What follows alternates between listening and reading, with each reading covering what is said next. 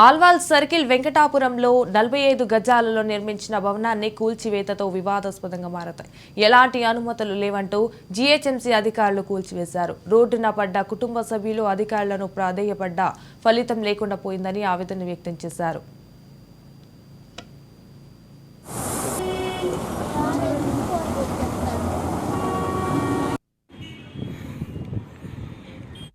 స్థిరాస్తిలో మరి కట్టుకుంటుంటే ఈరోజు జిహెచ్ఎంసీ అధికారులు వచ్చి మరి కూల్చివేయడం జరిగింది.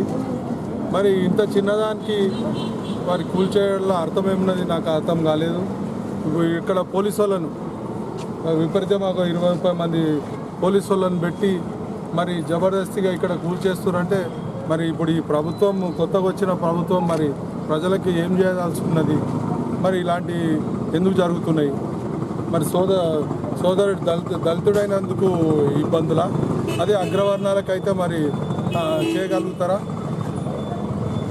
మరి రేవంత్ రెడ్డి గారు ఏం న్యాయం చేస్తారు మరి ఇట్లాంటి వాళ్ళకు? దేనికి ఎవరున్నారంటారు? పక్క అదే అధికార పక్షం వాళ్ళు ఉన్నారు, ఉండబట్టే ఇట్లాంటివి జరుగుతున్నాయి. లేకుంటే జరిగే అవసరం లేదు. 45 గజాల కట్టే అవసరం ఏమున్నది? కూలగొట్టే అవసరం ఏమున్నది? ఆయన సొంత దాంట్లో కట్టుకుంటున్నాడు. ఎన్ని పార్కులలో ఉన్నాయి, ఎన్ని దునియా అక్రమ కట్టడాలు ఉన్నాయి, నాలాల పైన కట్టి. 4 పిల్లలండి. సెప్టెంబర్ 7th మాకు స్టార్ట్ అయింది. అప్పుడు వచ్చి ఫస్ట్ మాట్లాడినప్పుడు నాకేం అబ్జెక్షన్ లేదని చెప్పినాడు. అప్పుడు అబ్జెక్షన్ లేదు, ఇప్పుడు ఎందుకు అబ్జెక్షన్ వస్తుందంటే నాకు పైనుంచి చాలా ప్రెషర్ ఉందంటే. ఎవరు అంటే నాకు ఉన్నారు అబ్బాయి, ఎవరు ప్రెషర్ అని నేను చెప్పలేని పరిస్థితి నాది అంటే నేను కాలు కూడా మొక్కలేను. కమిషనర్ గారిని కాలు కూడా మొక్కినాను.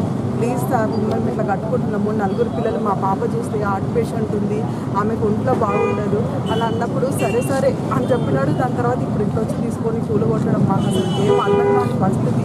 అయోమయంగా ఉన్నాము. 5 months ముందట నువ్వు ఒప్పుకున్నావు, సరే మీకు బస్తీలో ఎవరైనా అబ్జెక్షన్ చేస్తే నేను వచ్చి కూలగొడతా అన్న మనిషివి.